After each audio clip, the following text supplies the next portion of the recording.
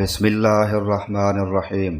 ابن عباس رضی اللہ عنہما نے خبر دی کہ سعد بن عبادہ رضی اللہ عنہ کی ماں عمرہ بنت مسعود کا انتقال ہوا تو وہ ان کی خدمت میں موجود نہیں تھے۔ انہوں نے آ کر رسول اللہ صلی اللہ علیہ وآلہ وسلم سے پوچھا، یا رسول اللہ، میری والدہ کا جب انتقال ہوا تو میں ان کی خدمت میں حاضر نہیں تھا، کیا اگر میں کوئی چیز صدقہ کروں تو اس سے انہیں فائدہ پہنچ سکتا ہے؟ آپ صلی اللہ علیہ وآلہ وسلم نے اس بات میں جواب دیا تو انہوں نے کہا کہ میں آپ کو گواہ بناتا ہوں کہ میرا مخراف نامی باغ ان کی طرف سے صدقہ ہے۔ صحیح بخاری حدیث نمبر 2756۔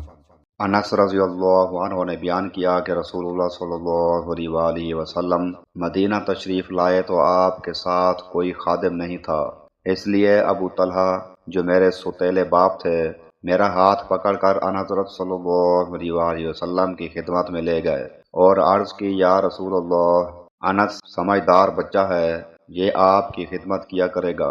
انس رضی اللہ عنہ کہتے ہیں کہ میں نے آپ کی سفر اور حضر میں خدمت کی، آپ صلی اللہ علیہ وآلہ وسلم نے مجھ سے کبھی کسی کام کے بارے میں جسے میں نے کر دیا ہو یہ نہیں فرمایا کہ یہ کام تم نے اس طرح کیوں کیا، اسی طرح کسی ایسے کام کے متعلق جسے میں نہ کر سکا ہوں آپ صلی اللہ علیہ وآلہ وسلم نے یہ نہیں فرمایا کہ تو نے یہ کام اس طرح کیوں نہیں کیا۔